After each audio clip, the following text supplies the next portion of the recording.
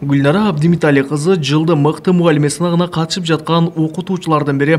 Ал 5 жылдан бери Кочкорто шаарындагы мектептердин биринде тарыхтан сабак берет. Гүлнара мындай сынакка биринчи рет катышып жатканын айтат. Убакыт өтө аз берилген болчу. 4 күндүн ичинде мен ушул конкурстун сынактарына даярдандым. Бирок бир аз кыйынчылыктар болду сөзсүз түрдө. Себеби мен биринчи рет катышкандыктан талаптарга жооп беришим керек мугалим катары. Эми баягы мугалим ар тараптан шыктуу болсун дейт. Чындыгында биз мугалим болгондуктан балдардын келечегин ойлошубуз керек да, аларга билим берүү, аларга келечекке жол көрсөтүү биздин максатыбыз. Сынакка Нокен районунун 8 айыл аймагынан жана Кочкорто шаарынан бирден мугалим катышууда. Алар 6 багыт боюнча күч сынашып, татыктуусу жеңишке жетет. Барынан кызыгы быйылкы жылдын мыкты мугалиме сынагында 90 адам калыстар тобун толтурат. Жылдагы конкурстарымдан айырмаланып, биринчи деле мен ошо жюрилерди калыстар тобун айтып кетким келип атат.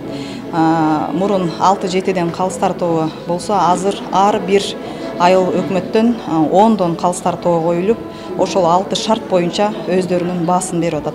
6 шарт биринчи бул өзүн өзү тааныштыруу, мастер-класс, хоббиси бар.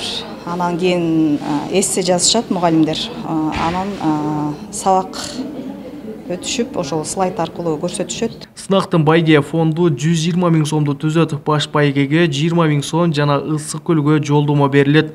Ошондой эле облустук сынакта Нокен районунун намысын коргойт. Азыр мына биринчи орунга деп 20 000 сом акча каражаты менен Ысык көлгө жолдомо берген атабыз. Экинчи, үчүнчү орундарга ошол 15 000 сом, 10 000 сом, анан Жалал Абад санаторийине 10 күндүк жолдомо берип атабыз.